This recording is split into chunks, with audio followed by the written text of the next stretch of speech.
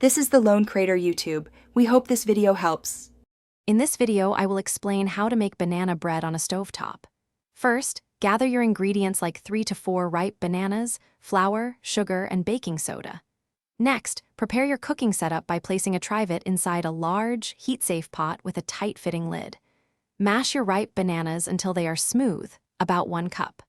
Finally, preheat your stovetop to a medium-low setting, ensuring even heat distribution. Now, let's mix the batter. In a bowl, combine your mashed bananas with 1/2 cup of granulated sugar. Stir well. Then, add 1/3 cup of melted butter and 1 large egg, mixing until just combined.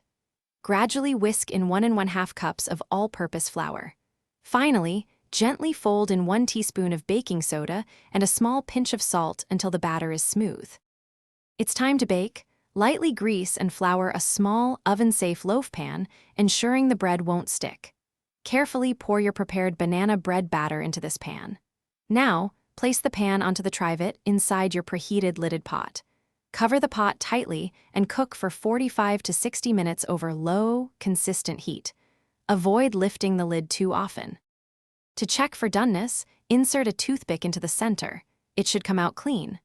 Once baked, carefully remove the pan from the pot and let it cool on a wire rack.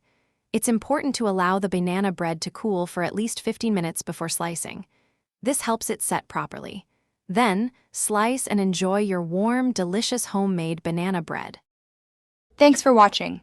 Consider subscribing if we helped you.